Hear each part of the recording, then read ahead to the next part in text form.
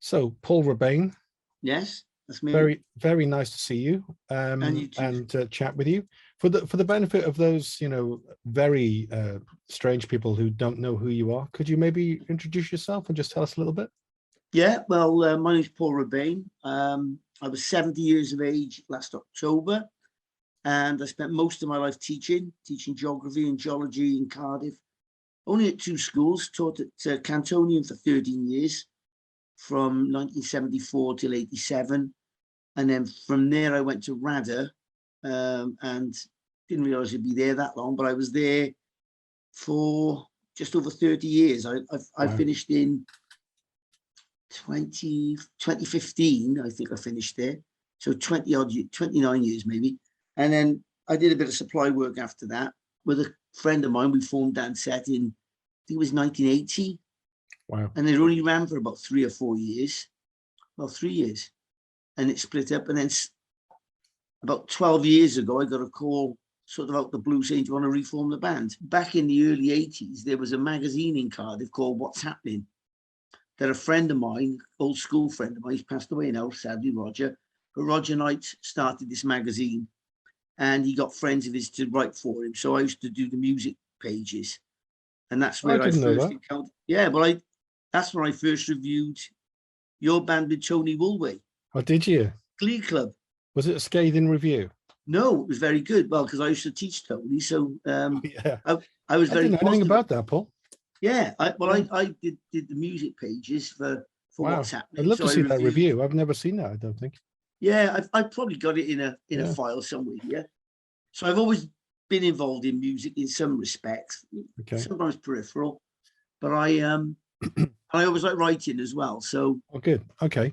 Well, we got loads to talk about. I mean, yeah. That gives quite a bit of detail into your intro. But one of the main things I want to talk to you about is this book here. Yes, there it is. Which is there it is. Yeah. Which actually mine's backwards on my screen, but yours is forwards. It shows you the other way around for you. So, this old heart of mine, reflections of a soul boy, which I've read and enjoyed, and thank you for actually writing in the front for me as well, personalizing it, which was nice.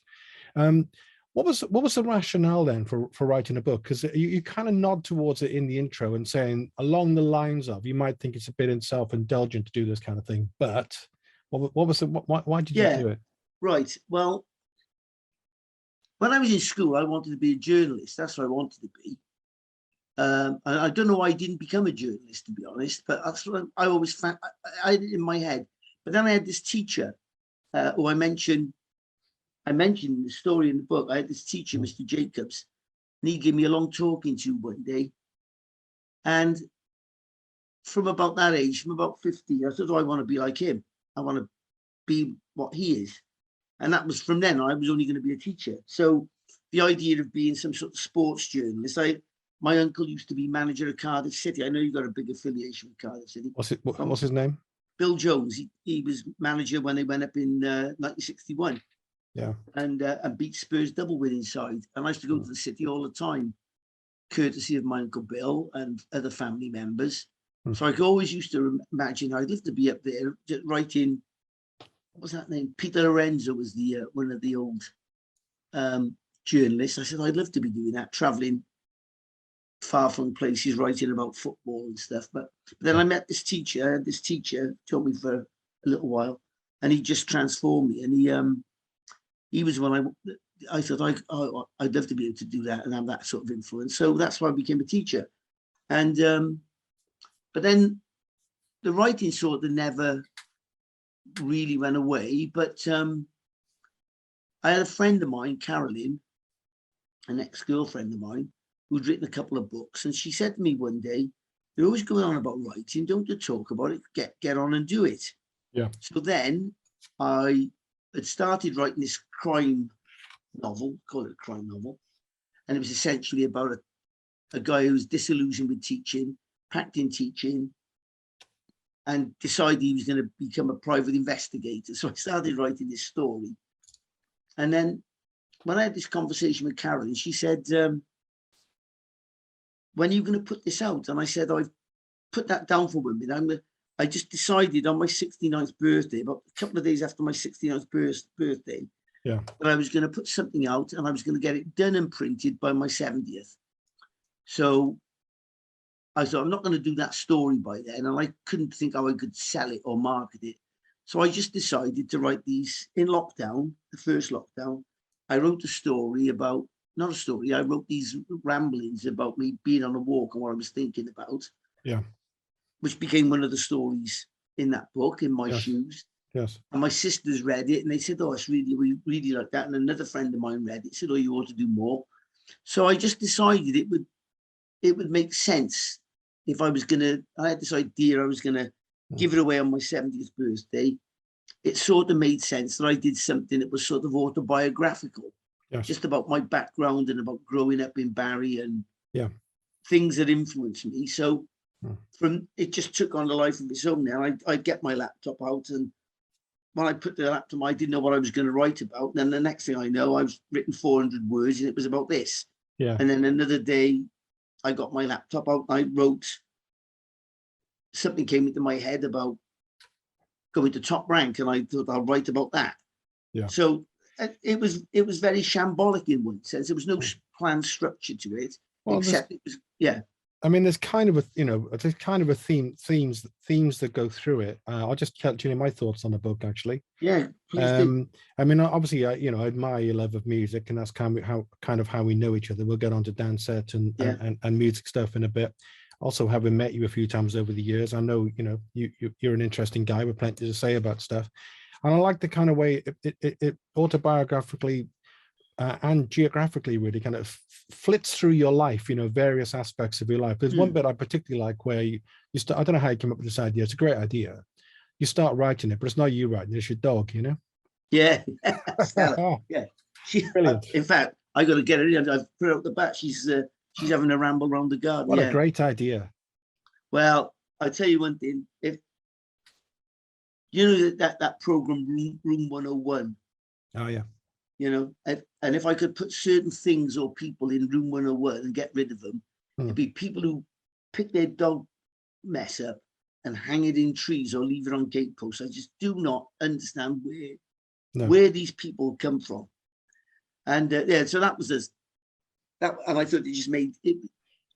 Sort of gave it a bit of a comic element if it was the dog and commenting about me, Yeah, I mean, sometimes you write about yourself in the third person, sometimes you write about as yourself, and then the dog writes a chapter. So it's all kind of in there. But it was also raising funds for charity, Paul, I think. Yeah. Well, my father before me went to Gladstone Primary School in Barry. I went there. My daughters, my sisters have all gone there. And when my daughter was in school there, I was a governor. So I always had strong links with the school. It's not half a mile away from here. And I started talking to my sister. One of my sisters, she's just retired as an English teacher, and saying, how could I set up a literacy project? And she suggested the Carnegie Awards. So I did some investigation about that. And the Carnegie Awards, they get books nominated, children's literature, and there's also an illustrators award as well, the Greenaway Award.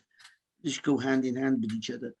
And what they do, they get the nominations for the books, and then they shortlist in February, and next week after next, and then in March they come up with this.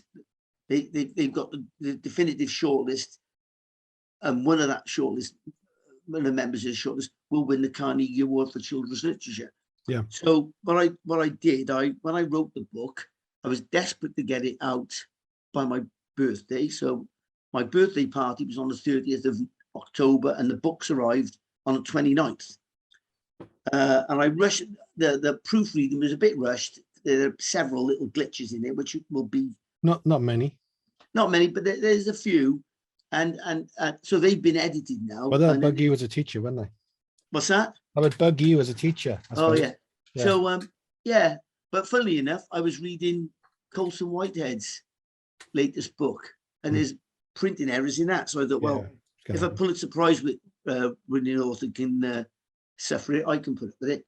So I went to my my old primary school. I met with the head and the deputy head there, and the deputy head was a former teacher of my daughter's, And had this idea that with the money that I get from the book, I would buy all the books that are in the shortlist, and then that project links with the school, so the kids in year 6 will have guided reading programs in the summer term through these books, and they get to interact with the Carnegie Award people, and they comment on it, and they become part of the process of choosing a winner.